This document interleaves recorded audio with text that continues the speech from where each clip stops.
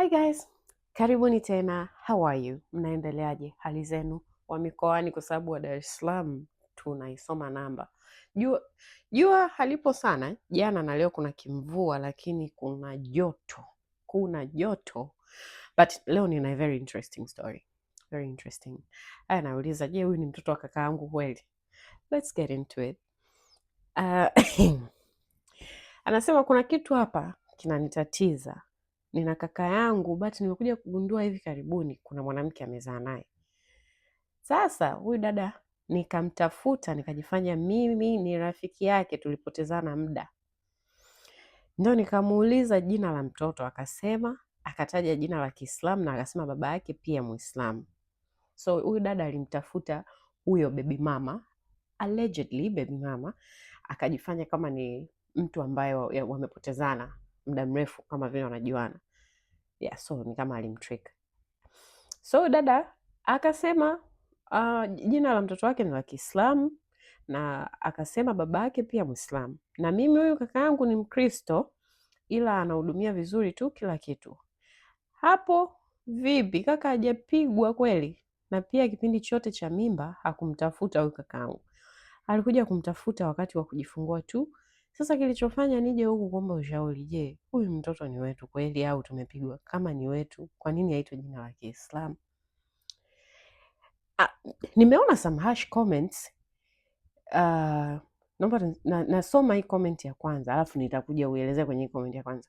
Anasema mind your business ya watu yaache, labda kama unamtaka huyo kaka yako, maana atakuwa Muslim ndio sababu kampa jina la Kiislamu, na pia huyo kaka yako atakuwa alikataga mimba, ila alivyopewa habari ya kujifungua ndo akaanza kutoa matunzo, na huenda alivyoona amefanana na mtoto wake ndo anatoa. Na pia unaweza ukawa umedanganywa jina la mtoto na anaweza akawa anakufahamu ila ni vile kaamua kutokukwambia. So ni kushauri mind your business.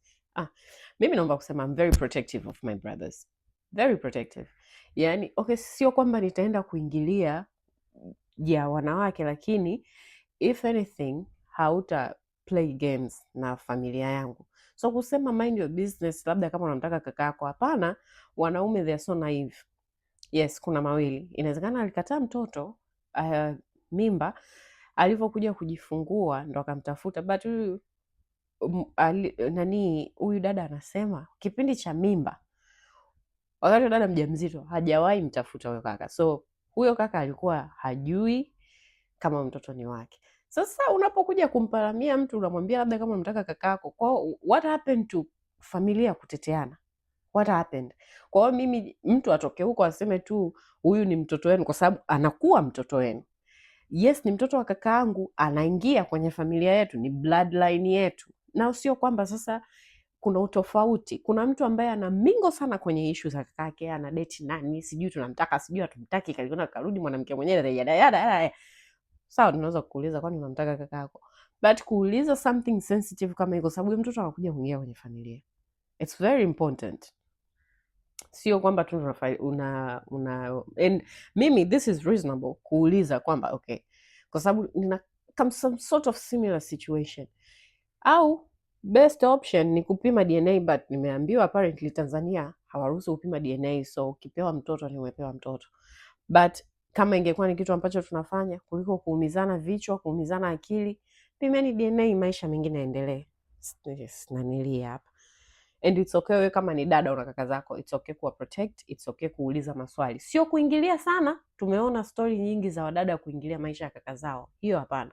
Lakini kwenye vitu kama hivi it's okay kuuliza maswali, ulizeni.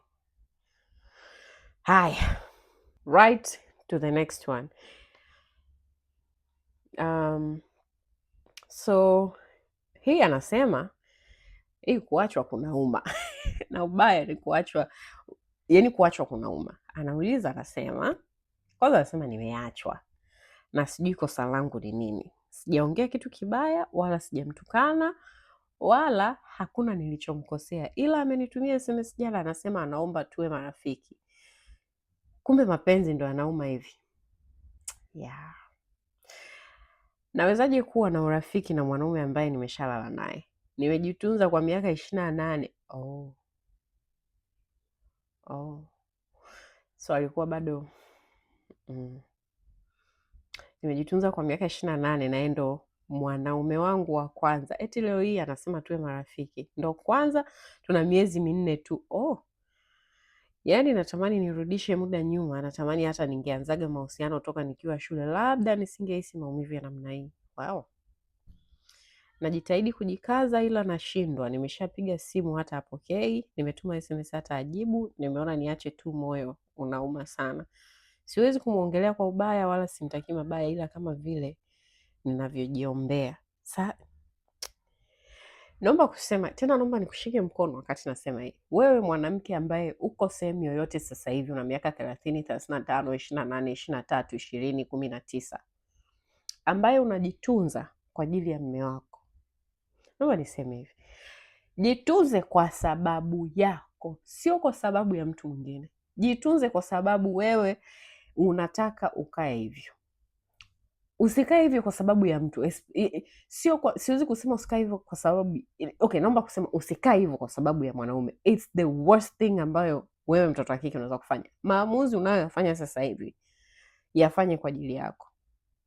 Sasa una miaka 28 ukakutana na mtu, so hii ni age ambayo ni very critical. Ni age ambayo ni critical kwa mtoto wa kike, kwa sababu hapa nafikiria nimejitunza mpaka miaka 28, huyu amekuja, kuna 80% kama sio 95 za ndoa. Correct me if I'm wrong. So yeye aliingia kwa sababu alikuwa anajua okay, umri umefika na yeye ndo amekuja, inawezekana yeye ndo anataka kunioa. My dear, umepigwa kitu kizito, lazima uishi dunia imesimama. Sababu hata na yeye alivyokula tu mzigo akaona kama ule ni mtego. Move on. Move on. Maisha ndo yako hivyo. Yaani wewe, na ndo maana ni muhimu sana ukishajitunza ikafikia umri ambao unataka kuanza kuingia kwenye haya matendo, kwa sababu kama hujaolewa ni unafanya uzinzi, yawe ni maamuzi yako kwamba okay, mimi saizi nipo okay na nataka kuyaanza haya mambo. Ila kama unataka kusubiri mpaka ndoa, subiri mpaka siku ambayo umesema I do. Ndo assurance pekee ambayo utakuwa umekuwa nayo kwamba nimetimiza lengo ambalo Mungu aliyaweka kwenye juu ya mwili wangu na maisha yangu na ndoto ambayo nilikuwa nimejiwekea. Mpaka siku ambayo utasema I do. Atuongelei siku ya engagement wala siku ya send off. Tunaongelea siku ambayo umeenda madhabahuni pale mbele ya mashahidi wote na madhabahu, ukasema mimi namchukua fulani fulani fulani. Ukitoka hapo sasa ndo ukafungue hiyo milango. Anything nje ya hapo umesha break your promise. Nafanya hivyo kwa promise yako wewe na Mungu wako na madhabahu ya mwili wako ambayo umejiwekea, sio kwa sababu ya mtu.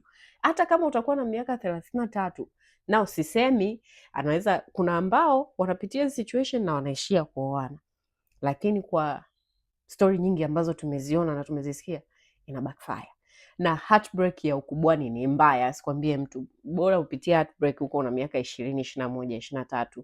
Ukifika 27 huko umeshakomaa, unajua mbichi na mbivu. Heartbreak za uzeeni ni mbaya, na ninasema uzeeni 28 ni uzeeni, ni heartbreak za uzeeni. Naomba nikupe pole, ila piga moyo konde. Kama ni toba, fanya toba, na unaweza ukaendelea na ile wanaita, kuna abstinence na kuna nini, ile jina limenitoka, yaani maanake usirudie tena mpaka utakapopata mme. Ile wanaita nini?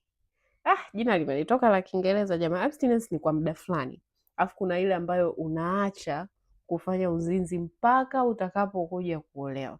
Kwa hiyo pia unaweza ukaomba toba kama unaona